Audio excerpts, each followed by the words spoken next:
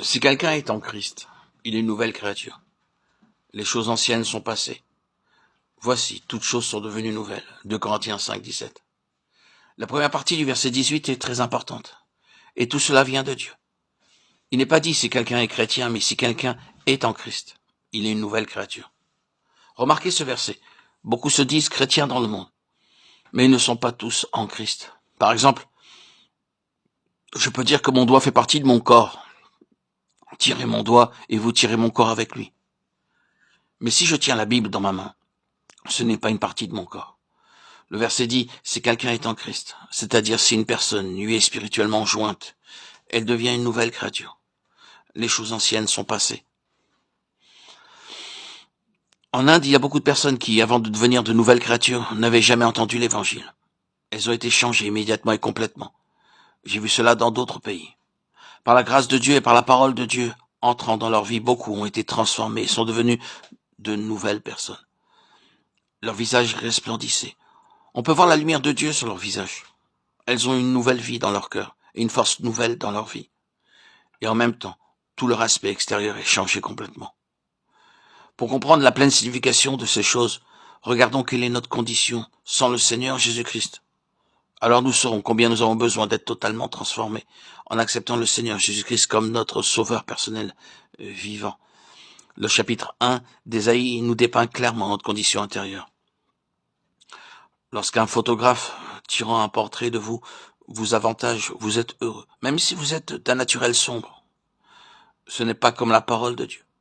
La parole de Dieu ne nous donne pas une fausse image. Elle nous donne une image authentique de ce que nous sommes. En même temps, Dieu nous dit aussi ce que nous serons, ce que nous sommes maintenant, des pécheurs et ce que nous pouvons devenir en venant à lui et en devenant une partie de lui. Ésaïe 1,6 est le portrait que Dieu a fait de l'homme pécheur. De la plante du pied jusqu'à la tête, rien n'est en bon état. Ce ne sont que blessures, contusions et plaies vives, qui n'ont été ni pansées, ni bandées, ni adoucies par l'huile. C'est là l'image que Dieu donne à chaque homme dans chaque pays. Qu'il soit hautement cultivé, civilisé ou illettré, sa condition intérieure est la même. Il y a quelques années, un ami me donna une belle grosse pomme rouge. J'ai pris un couteau et l'ouvris. Elle était pourrie. Je dis, mon ami me l'a donnée avec beaucoup d'amour, pourquoi la jeter? Extérieurement, nous paraissons si beaux et si doux, si cultivés et polis, mais à l'intérieur, tout est pourri. La parole de Dieu dit cela. Dieu dit clairement que de la plante des pieds jusqu'à la tête, rien n'est en bon état. Ce ne sont que blessures, contusions et plaies vives, qui n'ont été ni pansées, ni bandées, ni adoucies par l'huile. Vous pouvez avoir vu des lépreux ayant cette apparence, dont le corps entier est couvert de plaies de la tête aux pieds. Les jambes, l'estomac, le dos et même le visage et les oreilles.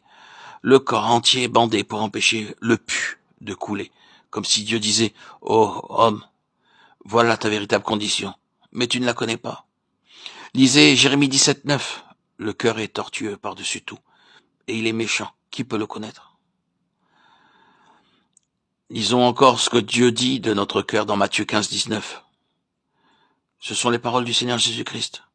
Car c'est du cœur que viennent les mauvaises pensées, les meurtres, les adultères, les impudicités, les vols, les faux témoignages, les calomnies. C'est notre condition. Nos péchés peuvent commencer par une pensée. Combien de sortes de mauvaises pensées nous avons tous? Pensées de haine qui viennent au-dedans de nous. Pensées d'inimitié, de jalousie, pensées de cupidité, de tromperie, de mensonge, de cruauté, viennent comme un fleuve.